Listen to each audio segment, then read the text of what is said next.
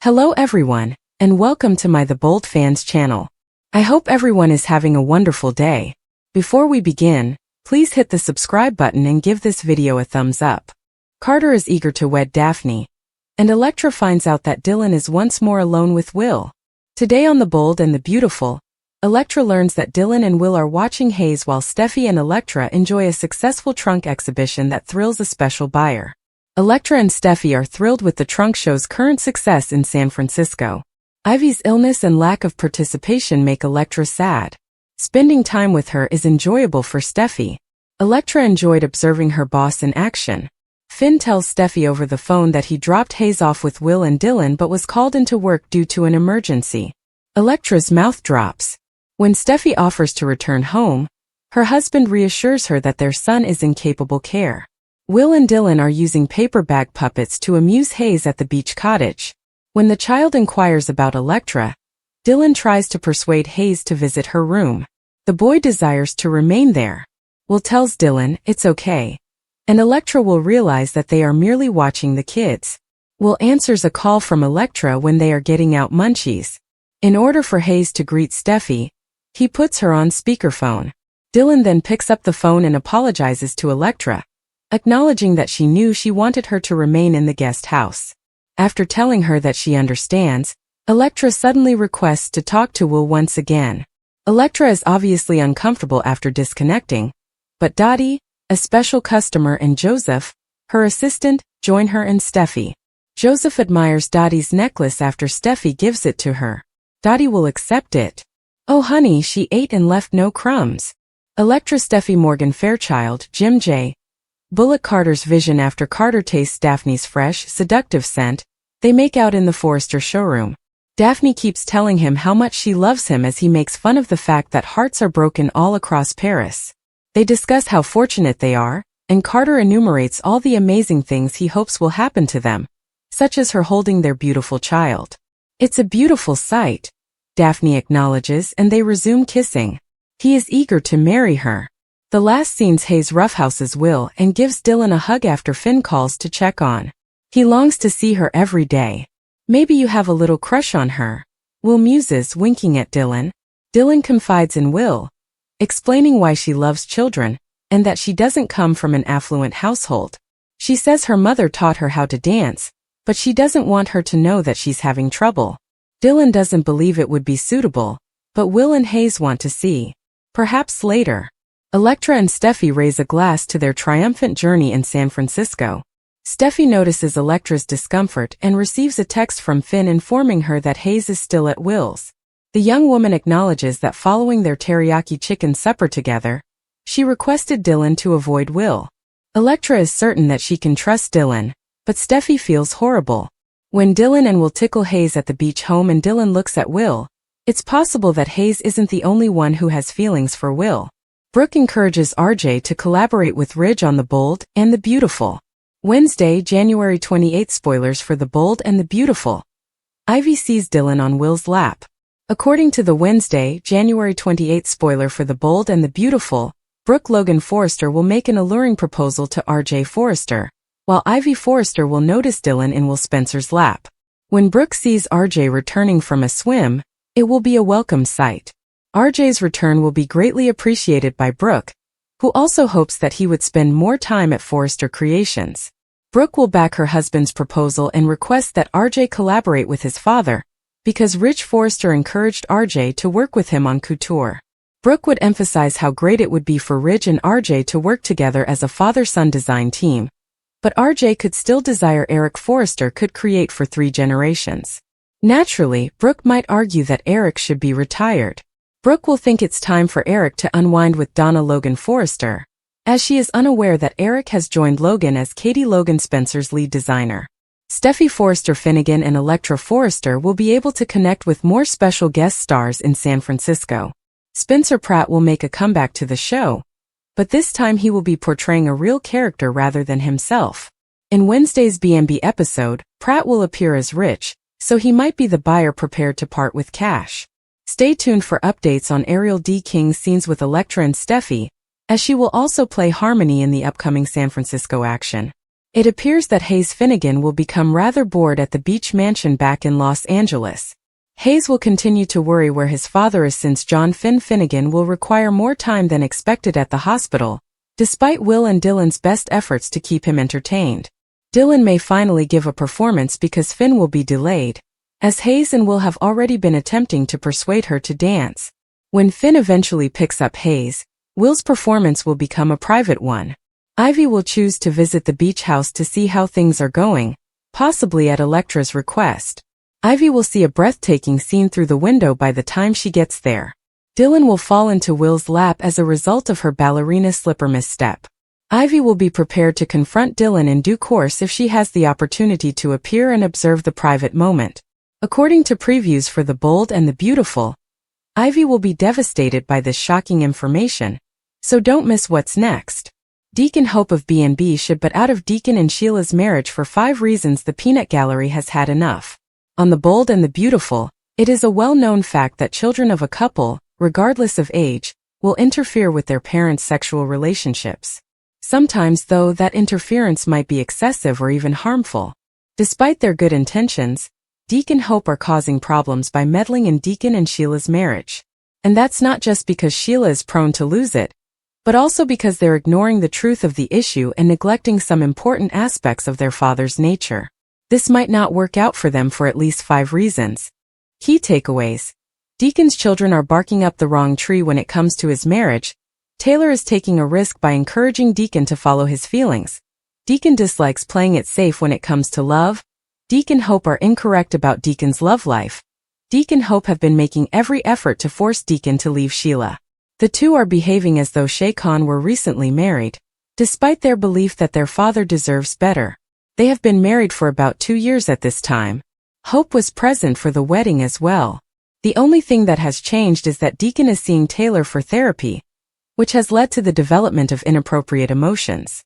Why then should he leave now? Deacon is searching for a way out, like Steffi indicated, and he believes Taylor is the best option.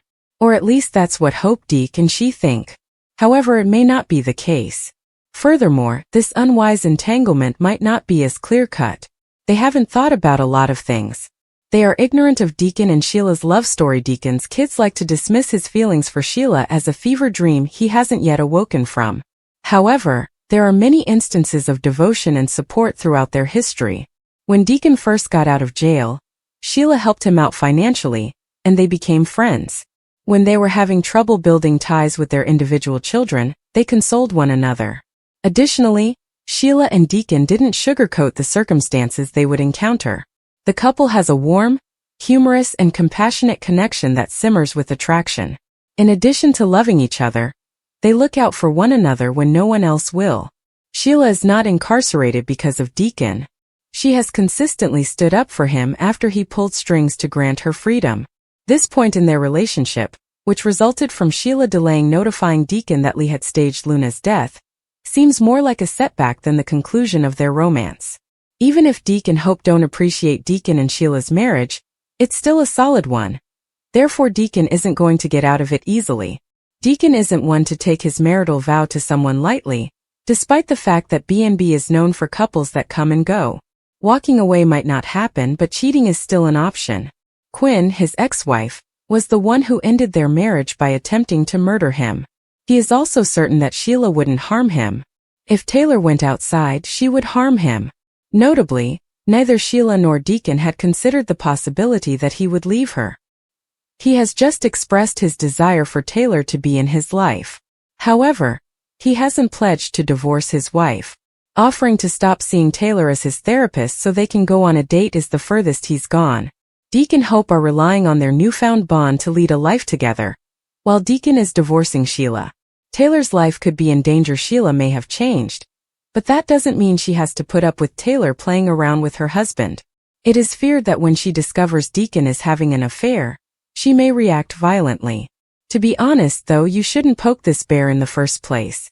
For what purpose are Deacon and Taylor toying with fire? Sheila had been divorced before, so she probably could manage Deacon leaving her. So why not start by ending the marriage? It's better to be safe than sorry. Deke and Hope are using Taylor ultimately. Taylor serves as a tool for Deacon's children. As long as it kept their father away from Sheila, they would support him in pursuing any kind of connection. They've talked extensively about how much better Taylor is for him, but their distaste for his wife serves as their yardstick. Beyond the fact that Taylor is Deacon's therapist, they don't really know anything about their relationship and haven't seen Deacon communicate with her. Deke appeared to be teasing Sheila about Taylor's relationship with Deacon at one point. He shouldn't be doing that if Sheila poses such a threat. Hope's attempt to persuade Steffi that her father will defend Taylor in the event that Sheila loses it is similar. If it means getting Sheila out of their lives, neither sibling gives a damn about Taylor's safety. Deacon isn't an angel, although it's true that Deacon has changed his ways. Taylor and Deacon aren't a good fit. They don't complement each other because of their disparate speeds. The fact that the people they care about are mistreating their one unifying link is also telling. They have been living in the bubble of their therapy sessions, where Taylor tells Deacon how wonderful he is and he lavishes him with praise. However, his personal history shapes the way he acts in the world. Even when it's not against the law, Deacon enjoys acting badly. He enjoys a little spice in his life and isn't always upbeat. Given that Sheila made him feel powerless in his own marriage, it is understandable why he is putting himself in a potentially dangerous scenario.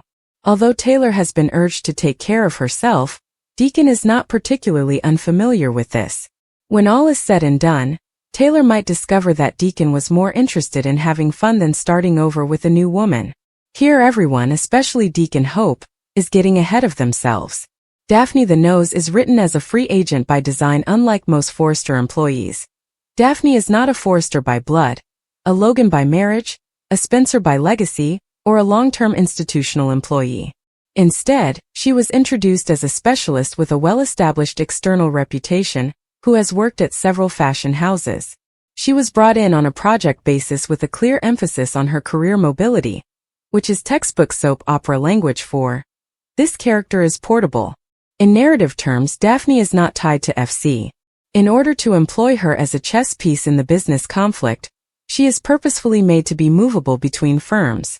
Therefore, unless the show specifically presents a contract later, she is unquestionably a free agent. Steffi's initial agreement with Daphne was already unethical. Let's not overlook a crucial point that the program has already made. Steffi hired Daphne for more than just her nose. She encouraged her to meddle in Carter's private affairs. Forrester's moral superiority is undermined by that alone. From a literary standpoint, that does two things. It presents Daphne as transactional rather than devoted. It proves that she is prepared to combine personal manipulation with professional gain. Therefore, it would be completely consistent with Daphne's portrayal to take it into consideration if Katie offered a greater offer, more creative control, a higher profile part, or even emotional leverage. Not treachery, just business. Strategically speaking, Daphne is actually considerably more valuable than the designers that Katie has already stolen. Therefore, it makes more sense for her to steal her than to steal designers. Why? Because there are a lot of designers on the show. Expertise in perfumes does not. The only nose on the canvas is Daphne. Fragrance is brand-defining, high prestige, and high margin. Logan needs to get into fragrance if they are to compete with Forrester in the long run. Daphne is the entire fragrance department, as the show has already revealed. Daphne is the most obvious next target if Katie is serious about turning Logan into a true competitor. Is it cheating on Forrester or Carter? In a professional capacity? No. In a narrative sense? The show will present it precisely in that manner. Real-world labor ethics are not adhered to by soap opera reasoning. It makes sense in terms of emotional loyalty. Thus, the issue won't be, is Daphne permitted to move jobs? How could you do this to us? Will be the question. Despite the fact that she was not born there, she was recruited. She was never shown to have a strong emotional connection to the Forresters. Her initial position was already morally dubious. And from the beginning, she was clearly motivated by her career. Therefore, even if it is structurally merely professional mobility, the show will characterize Daphne's departure as betrayal of Carter, betrayal of Steffi, betrayal of Bridge, and betrayal of the family. Electra's greatest dread is realized. Steffi was happy with the trunk show's beginning and Forrester's performance. Electra regretted having to miss out on the trip's success due to Ivy's illness. She expressed to Steffi her admiration for Steffi's efforts in the room. But the thrill was short-lived since Finn called. Finn said that he had been summoned into an emergency surgery after Steffi put him on speakerphone. But he thought everything was all right when he dropped Hayes off with Will and Dylan. When Electra saw that Will and Dylan were hanging out, her smile vanished. Finn was certain that Dylan and Will would take care of everything, but Steffi offered to go back home. Electra became increasingly tense and anxious the more he talked. Her worst worries had materialized. Electra's insecurity and paranoia, which had previously been pushed to the back of her mind, were now compelled to take center stage. Her boyfriend and best friend were too close to be comfortable. Rich clients that Steffi and Electra met were impressed by the Forresters' level of preparation. The amethyst piece Electra showed the female client was a hit. Steffi and Electra toasted to the clients as they left, but Steffi was informed that Finn was stuck at the hospital. Electra was confident that Hayes would be okay under Will and Dylan's supervision. When Steffi noticed that Electra was upset, Electra disclosed that she had asked Dylan to stay away from the main home. Electra didn't like the notion of Will and Dylan spending time alone together, even though the chicken meal wasn't anything and wasn't Dylan's idea. Although Steffi acknowledged Electra's emotions, she was concerned that Finn's urgency required them to spend time together. Will and Dylan worked with Hayes on crafts at the beach home. Will insisted that Electra stay, despite Dylan's attempts to excuse herself to honor her desires. He claimed that since it was his house, he had the last say over who he kept company with. Will informed Electra over the phone that an unexpected visitor was at the house. Will put her on speaker so Hayes could chat with his mother since she was aware that Hayes was present. Will was told by Electra that her want to assist Steffi and Finn was admirable. Dylan answered the phone and expressed his sincere regret for disobeying her directive to stay away from the main residence. Electra implored Dylan to put Will back on the phone, insisting that everything was all right. Will had to go back to Hayes, so their talk was short. Hayes spoke in Will about his affection for Ms. Dylan and his want to spend more time with her. Unfortunately, Luna's transformation of his classroom into a crime scene ended their time together. After being restrained in the closet while gunfire erupted in the living room, Dylan's life had never been the same. Will questioned Dylan about how she became so skilled with children. In addition to having many cousins as a child, she cherished the notion of seeing life from an innocent perspective. Despite her difficulties, Dylan spoke up to her mother about the expense of rent and tuition in Los Angeles. Dylan was afraid of ruining her mother's goal of living in California. Carter and Daphne reveled in their new engagement in the Forrester showroom. Daphne eventually consented to dedicate her life to Carter, who was happy that she was wearing his ring. Daphne was shocked that she had nearly left for Paris and missed the opportunity to spend time with Carter. Carter's assurance regarding their future impressed Daphne. Carter wasn't the first man to ask her to marry him, she reminded him. But this would be her first acceptance. Daphne was concerned that devoting herself to her love for Carter would somehow interfere with her ability to succeed professionally. Daphne and Carter came to the realization that their goals in life were similar. They were one step closer to starting a family, and their desire to do so outweighed any worries about what may go wrong. It was unclear if Carter's current engagement would result in a real marriage, or if Daphne would simply be the newest person on Carter's never-ending list of engagements. Thanks for watching. If you like this video, so please don't forget to subscribe my channel and don't miss any update.